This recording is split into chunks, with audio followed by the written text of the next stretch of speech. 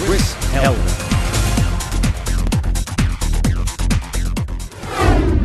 One of the great challenges we've got is anxiety.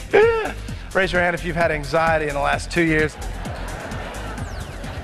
Anxiety is an amazing thing. In fact, when you talk to sales directors anywhere in the world, they say the number one thing that holds my people back is fear. Anxiety. They got to pick up the phone. They got to get back to flow conversations. They got to start connecting with more people. They got to start doing all the anxiety. Boom, and we start with this idea. It's amazing, by the way. Anxiety is an interesting thing.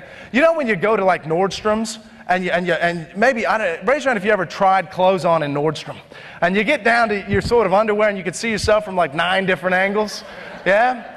And there you are. Like, in fact, just now, if I said to you, over there we've got a Nordstrom sort of mirror with like from 9 different angles. And we put you in and asked you to take all your clothes off. And we'll go into that mirror and actually just have a really good look.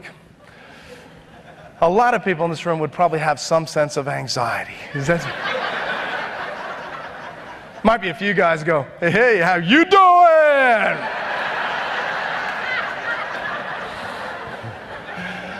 Most people are probably going to have some sense of anxiety. At which time, it's interesting what happens. For some people, they might go, oh, I'm not happy with the way that body looks. I'm going to go to the gym. Yes. And they go off. But most people, the reality is they go, I'm going to go drink wine. Because what happens for anxiety is it leads to the cannot be bothered. It's a good Australian saying, I can't be bothered, mate. I'd love to help you out, but I can't be bothered, mate. Can't be bothered. Can't be bothered. You look at that. You know what's interesting too? How people go into the office to go to work. So many people, how do they walk in the door? When they walk in the door, they go, morning, morning. And they get to their desk, you know. And the first sign you're not ready for the day, by the way, and you get that anxiety, and you look at the list of people you're supposed to call, and you go,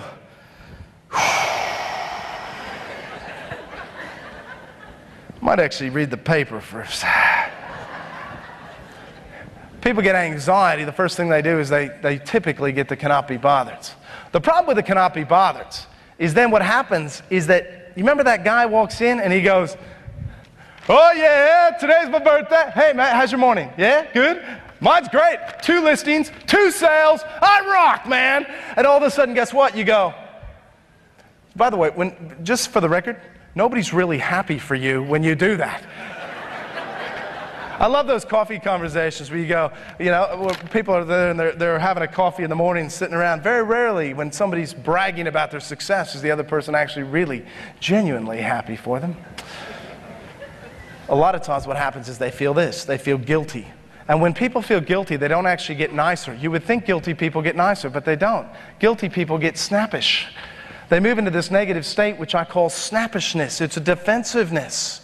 And I want you to notice that what happens when we feel guilty, we move into snappish. Instead, I've taken a good look at people.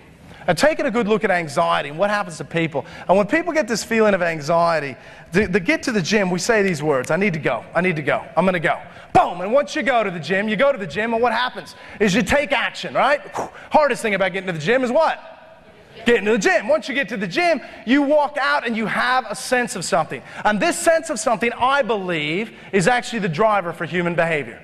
And I'll say that again. This sense is actually the driver for human behavior. And it's this. When you walk out, you go, and you actually have a sense of relief.